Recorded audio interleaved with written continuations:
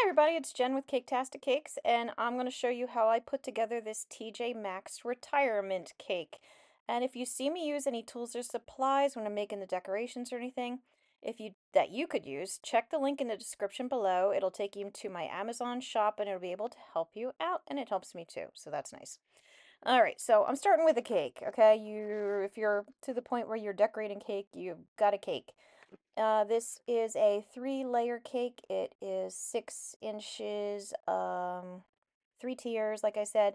Chocolate cake, chocolate crumb coat, white on the outside, and I'm just using a French star tip to create a border around the top and the bottom, as you can see.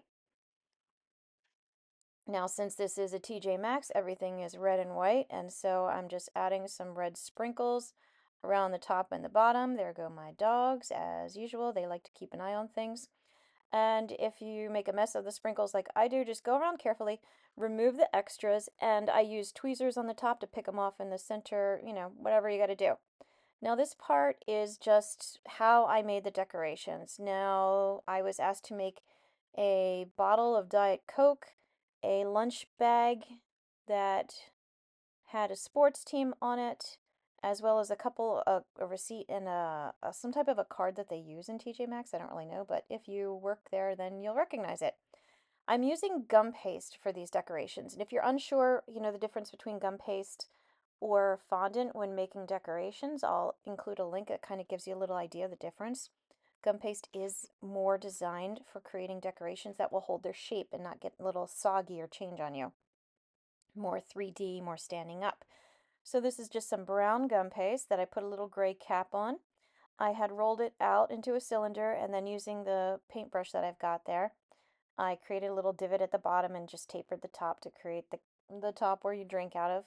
I rolled out some more gum paste, the gray, same gray, really thin, and created a rectangle out of it. And using a little bit of water that I painted on there with the paintbrush, that's what I was doing. It's just regular water.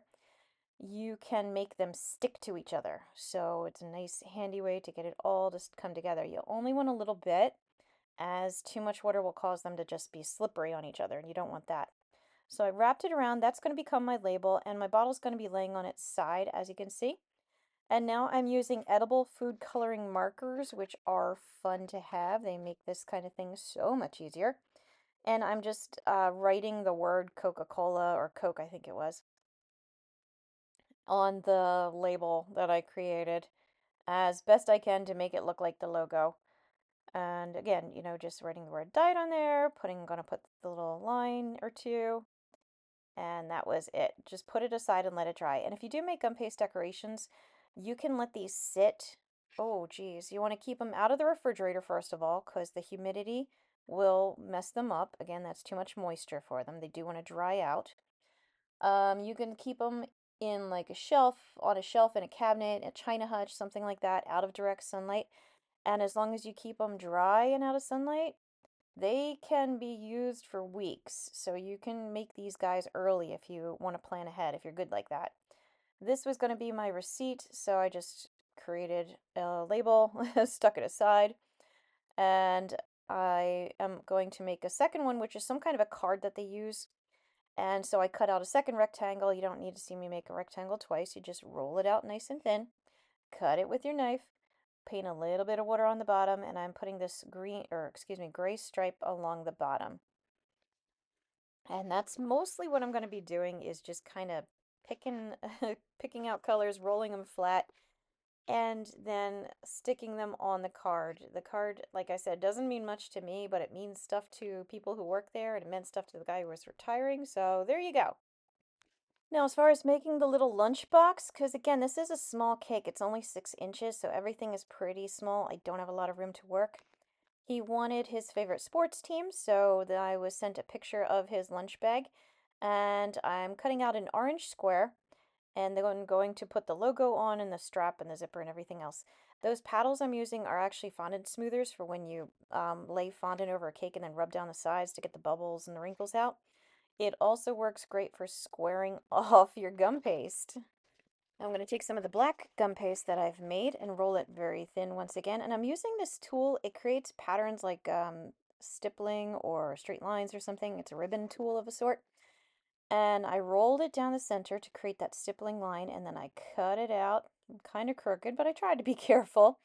And I'm going to wrap it around, and that'll make it look like a zipper around the lid of your little Broncos cooler bag thing. Now I'm taking another strip without any of that stippling line and laying it over the top as the handle of the bag. I just put two little dots of water on either side. Now in the picture that I was sent, there's kind of a fading of black that is along the bottom that goes up into the logo. So I'm just using my edible food coloring marker, that's just fun to say, edible food coloring marker, to create an image around the bottom. Now this is the part where a little bit of artistic talent doesn't hurt. I'm going to freehand the actual Bronco logo, the horse's head. I started out with just kind of a rough idea of it, as you can see. Using my X-Acto knife, cut it out. And then I'll just tweak it a little with my veining tool there. So now you can see it's got some hair and the mouth and the ear a little bit more standing out. I just kind of nipped at it and poked at it using the tip just to try to get it to look as best as I could. And it came out great. And if you are uncomfortable with that kind of thing, this part right here, use your printer. You know, find a stencil of it online and print it out, shrink it down to the size that you need it to do, and then use that as your outline to cut and to trace. So I am using now the food coloring markers again to fill it in, and I'm hitting the main highlights. And this is where I will say, if you ever see my other videos, you don't have to get every single detail right. You just have to make people recognize it for what it is. So if you look at a lot of different pictures, there's going to be certain parts that repeat over and over, and those are the ones, those are the details you want to make sure you have in. So like the horse had the jaw, the hair, you know, that kind of thing. It does not have to be perfect, I promise you. If you even attempt something like this, people are going to love it because you tried, and if they can recognize it for what it is, you succeeded, okay? Now, as far as the TJ Maxx, this is where I said before, if you're uncomfortable trying to freehand something, print it out in the size that you want. I printed out the actual words of the TJ Maxx in the style of the lettering that they use. I'm rolling out my red gum paste once again, nice and thin. And you might be like, why are you not using fondant here if you're just gonna, and this is gonna just get stuck to the side of the cake. But again, fondant is very soft and it becomes a little saggy and droopy. Gum paste holds its shape so nicely. Like, I highly, highly recommend.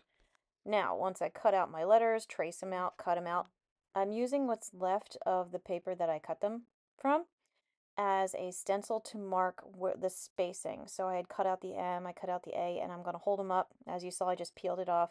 So I line it all up. And when you put it all together, you're going to have a great cake. So I hope you were able to get something helpful out of this video. So please like and subscribe because that helps me out as well. I've got a ton of other videos out there. All kinds of cake decorating, cake baking, other kinds of baking, even some cooking. So be sure to take a look, and as always, thanks for watching Caketastic Cakes.